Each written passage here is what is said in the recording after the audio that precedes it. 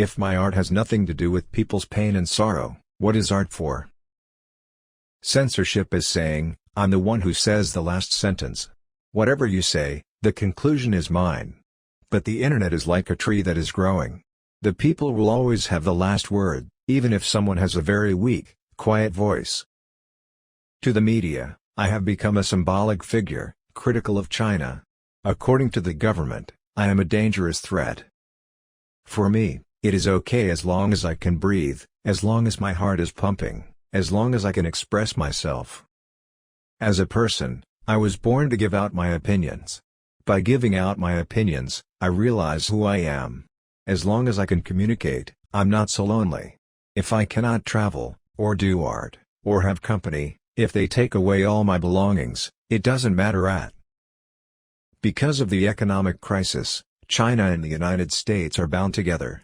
This is a totally new phenomenon, and nobody will fight for ideology anymore. It's all about business. I don't think it's worth discussing new directions in the context of Chinese art. There were no old directions, either. Chinese art has never had any clear orientation.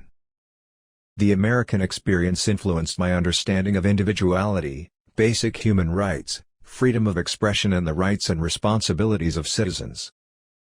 Chinese citizens have never had the right to really express their opinions. In the Constitution it says you can, but in the real world it is more dangerous. In the West people think it's a right they're born with. We see the tendency in the world to criticize democracy and sometimes even to say that authoritarian countries like China are more efficient. That is very short-sighted. China looks efficient only because it can sacrifice most people's rights. Since the global economic crisis began, the change in global attitudes is clear to see, and I think it is pitiful.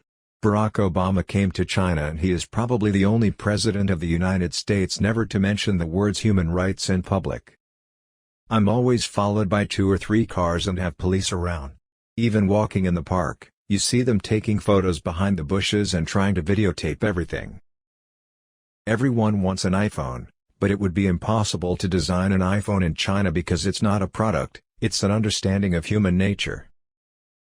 I call on people to be obsessed citizens, forever questioning and asking for accountability. That's the only chance we have today of a healthy and happy life.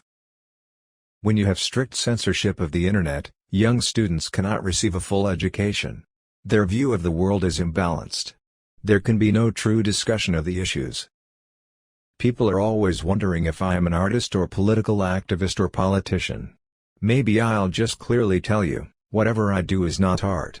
Let's say it is just objects or materials, movies or writing, but not art, okay? Because Great Britain has self-confidence, it doesn't need a monumental Olympics. I'm most embarrassed at my art shows, even though I don't show it.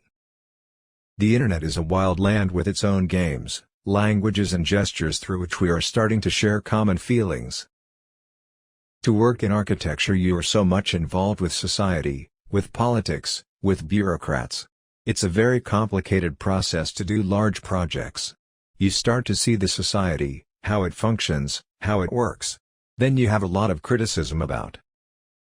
To protect the right of expression is the central part of an artist's activity.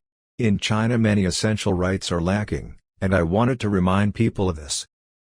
China is an old nation with a colorful history. Its booming economy has triggered an appetite and a curiosity around the world for its art and culture, one that continues to grow. I can, however, tell people that it is a show with no actor. Now the British are coming. I think Cameron should ask the Chinese government not to make people disappear or to jail them merely because they have different opinions. This nation is notorious for its ability to make or fake anything cheaply. Made in China goods now fill homes around the world. But our giant country has a small problem. We can't manufacture the happiness of our people.